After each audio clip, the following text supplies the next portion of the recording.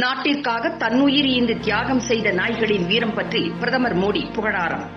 பிரதமர் திரு நரேந்திர மோடி கடந்த 2014ஆம் ஆண்டு ஆட்சி பொறுப்பேற்ற பின் ஒவ்வொரு மாதமும் கடைசி ஞாயிற்றுக்கிழமை காலை 11 மணிக்கு அகில இந்திய வானொலியில் மான் கி பாத் என்ற நிகழ்ச்சியின் மூலம் நாட்டு மக்களுக்கு உரையாற்றினார். இந்த மாதத்திற்கான மான் கி பாத் நிகழ்ச்சியில் பிரதமர் மோடி பேசும்போது, சுதந்திர தின கொண்டாட்டத்தில் இந்திய ராணுவத்தின் பெருமை வாய்ந்த மோப்ப நாய்களான சோஃபி மற்றும் விடா எனது கவனம் ஈர்த்தன என்று கூறினார். அந்த தினத்தில் நாட்டின் பாதுகாப்பு பணியில் ஈடுபட்டு ஓய்வு பெற்ற 2 நாய்களும் கௌரவிக்கப்பட்டன.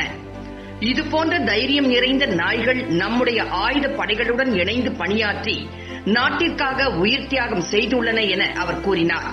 தொடர்ந்து அவர் பல்ராம், பாவனா, கிராக்கர் ஆகிய நாய்களின் பெயர்களை குறிப்பிட்டு, அவை சக்தி வாய்ந்த வெடிகுண்டுகளை மோப்பம் பிடித்து கண்டறிந்த விதத்தையும், வெடிகுண்டு தாக்குதல்களில் தன்னுயிரை இழந்து பல வீரர்களின் உயிரை பாதுகாத்த தகவலையும் விளக்கமுடன் கூறினார்.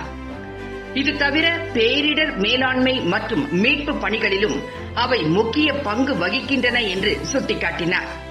பயிற்சி பெற்ற இந்த வகை நாய்கள் நிலநடுக்கம் அல்லது கட்டிட விபத்தில் இடிபாடுகளில் சிக்கி உயிருடன் இருப்பவர்களை கண்டறிவதில் நிபுணர்களாக செயல்படுகின்றன என்றும் பிரதமர் கூறினார்.